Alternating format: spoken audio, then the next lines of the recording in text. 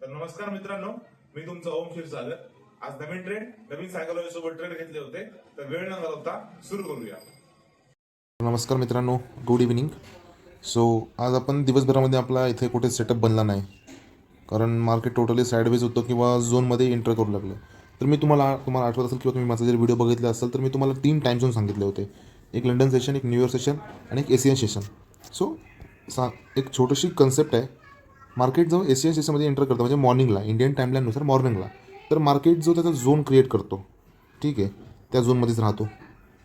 आणि त्यानंतर येतं मार्केटमध्ये लंडन सेशन. तर मार्केटमध्ये काय होतं, हा झोन क्रिएट केलेला आहे, थोडं वर जातं, परत खाली येतं, परत थोडं वर येतं, ब्रेकआउट करायचं ट्राय करतं.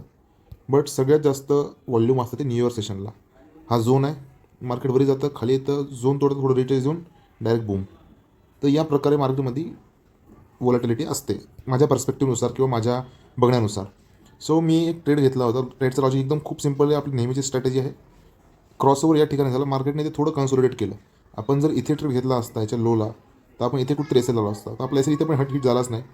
आपण थोडं वेट केलं, या सिच्युएशनला इथे कन्सोलिडेट झाला.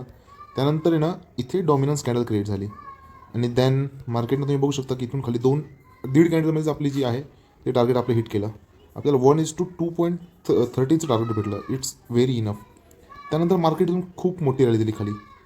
1:8 भेटला असता आपल्याला, पण आपण ते घेतलं नाही कारण आपल्या टार्गेटला स्ट्रिक्ट होतो.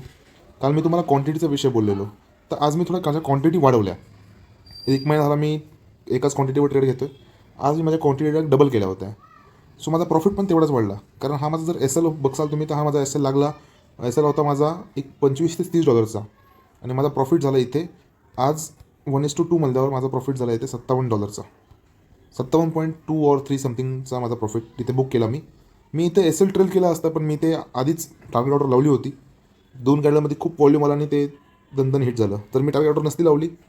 नॉर्मली मी इथे एस एल ट्रेल केला असता आणि देन मी भरपूर मोठी रॅली कॅप्चर केली असती. बट कधी कधी टार्गेट लावण्यावर महत्त्वाचं असतं. सो आतासाठी एवढंच.